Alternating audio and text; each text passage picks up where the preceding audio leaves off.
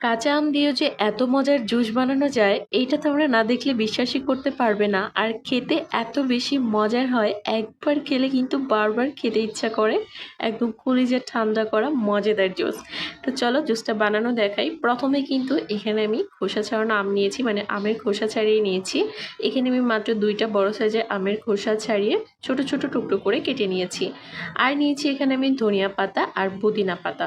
ধনিয়া পাতা পুদিনা পাতা কিন্তু আমের পরিমাপ অনুযায়ী দিতে হবে। তো এখানে তোমরা দেখতেই পাচ্ছ আমি মোটামুটি হাফ বাটি করে নিয়েছি। তো আমগুলোকে প্রথমে একটা ব্লেন্ডার জারে দিয়ে দিচ্ছি।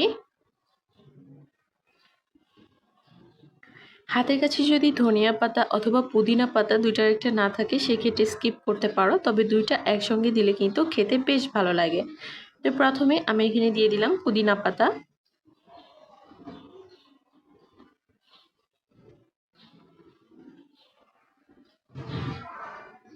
এরপর আমি এখানে দিয়ে দিচ্ছি ধনিয়া পাতা।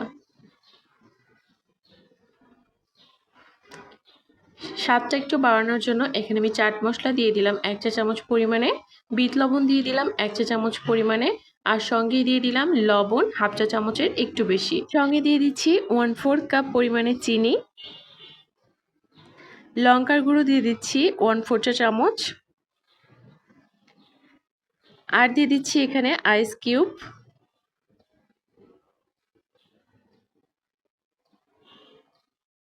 আর এখানে ঠান্ডা জল দিয়ে দিচ্ছি। তো এখানে জলটা তোমাদের পরিমাপ অনুযায়ী দিবে। আমি এখানে 1.5 কাপের মতো জল দিয়ে দিচ্ছি।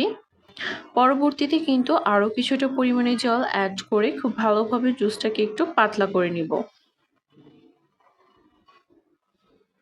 তো এখন এটাকে খুব ভালোভাবে ব্লেন্ড করে নেওয়ার পালা। তোমাদের হাতের কাছে যদি বিট লবণ আর চাট মশলা না থাকে সেক্ষেত্রে স্কিপ করতে পারো, তবে দিলে কিন্তু টেস্টটা অনেক ভালো আসবে। খুব ভালোভাবে ব্লেন্ড করে নিয়েছি।